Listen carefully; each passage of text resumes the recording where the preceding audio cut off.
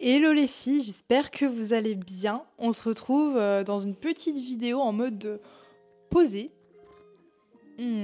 Ça faisait hyper longtemps que j'avais pas bu du matcha et j'oublie à chaque fois à quel point c'est trop bon. Petite vidéo aujourd'hui pour donner des tips à toutes les femmes qui veulent un petit peu avoir une nouvelle shape, avoir une silhouette plus tonifiée, mais surtout en fait comment perdre un peu de gras. Et en fait là je vais pas du tout parler de perte de poids comme j'en ai déjà parlé dans d'autres vidéos, parce que si tu ne me connais pas, en gros j'ai fait une perte de poids de 24 kilos il y a 2-3 ans. En fait là l'objectif de cette vidéo ça va être de te donner mes conseils si tu as envie de perdre un peu de gras, si tu as envie de perdre aller entre 1 et 5 kilos de façon assez facile entre guillemets, parce que tu vas voir que c'est grâce à des actions qui sont pas hyper compliquées à mettre en place en fait. Et parfois pour perdre 1 à 5 kilos c'est juste une question de vraiment petites habitudes que t'as pas l'habitude de mettre en place, et en fait ces petites habitudes vont absolument tout changer.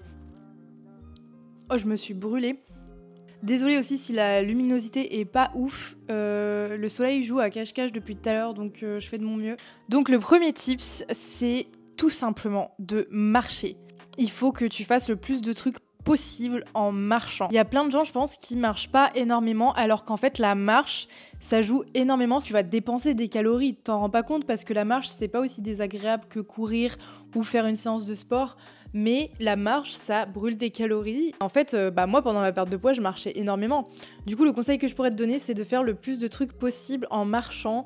Au lieu de prendre la voiture, de prendre les transports, fais les choses en marchant. Et rien que ce switch d'habitude, il peut vraiment t'aider à perdre quelques kilos ou le gras que t'as un peu en plus. Si tu la mets en place au quotidien, et en plus, même hormis le fait de faire ça pour perdre des kilos et changer ton corps, je pense que ça peut vraiment t'aider à avoir une meilleure santé en fait. Et ça, c'est d'autant plus important si tu as un boulot où tu es sédentaire. Par exemple, si tu es assise toute la journée à un bureau, que ce soit en cours ou au travail, c'est d'autant plus important de marcher le plus possible. Et même, je sais pas, faire les choses, prendre le vélo, ou marcher, parce que prendre le vélo c'est un peu plus compliqué, mais déjà rien que faire les choses en marchant, moi des fois au lieu de prendre le métro, je vais marcher, je vais partir à l'avance et je vais marcher, en plus de de te permettre de perdre du gras.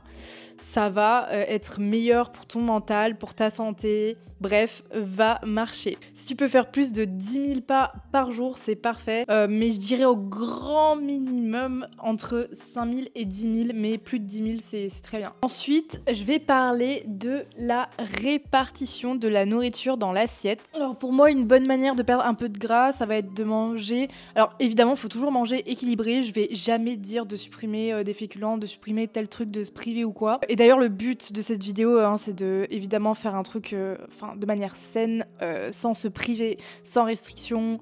On n'est pas là pour ça et moi, je suis clairement pas de cette école. Mais justement, il faut manger équilibré, et ce qui va aider, c'est d'avoir un apport un peu réduit en calories, mais sans avoir faim derrière. Et pour ça, c'est cool de jouer sur le volume alimentaire. Le volume alimentaire, c'est le fait de manger en grande quantité.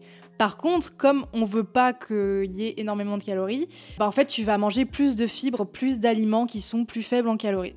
Donc, pour la répartition de l'assiette, moi, ce que je faisais pendant ma perte de poids et ce que je trouve cool dès qu'on veut perdre un peu de gras, un peu de kilos, c'est d'avoir moitié de l'assiette des légumes, un quart de l'assiette ça va être des protéines et l'autre quart ça va être des féculents. Pour moi c'est vraiment la répartition parfaite, c'est une bonne manière en fait d'équilibrer ses repas et de manger assez. Il n'y a pas forcément besoin de compter ses calories, et c'est pour ça du coup que je trouve que c'est une très bonne technique. Ensuite je dirais de trouver un sport qui te plaît. Là je vais pas te parler d'aller à la salle 4-5 fois par semaine, je vais te parler de... En plus de marcher le plus possible, trouver si possible un sport que t'aimes bien, que tu aimes bien faire, n'importe lequel, franchement n'importe lequel, tant que tu bouges un peu ton corps, et de le faire 1 à 2 fois par semaine. Et ça, pareil, en plus de la marche, ça va vraiment t'aider à mettre ton corps en mouvement, à brûler des calories, mais tout en kiffant. Et ça, c'est super important en fait. Et il faudrait que ce soit un sport, peut-être si tu n'es pas sportif de base, que tu n'aimes pas le sport, ça pourrait vraiment t'aider, je pense, à peut-être prendre goût là-dedans, parce que c'est tellement important, même pour ta santé. Et franchement, pour moi, ça vaut le coup d'essayer. Franchement, même une fois par semaine. Ce sera toujours mieux que rien. Ensuite, je dirais de manger des snacks sains. C'est-à-dire que c'est parfaitement ok de manger à l'heure du goûter. Pour moi, le goûter, c'est sacré, c'est trop bien le goûter. Mais à condition que ce soit pas des trucs trop gras, trop sucrés, trop transformés. Mais c'est parfaitement ok de manger. Si t'as faim, bah nourris ton corps en fait. Et pour ça, t'as plusieurs solutions, hein. Moi, ce que j'aime bien faire en général, c'est de prendre du fromage blanc ou des petits Suisses avec 1 ou 2 carrés de chocolat.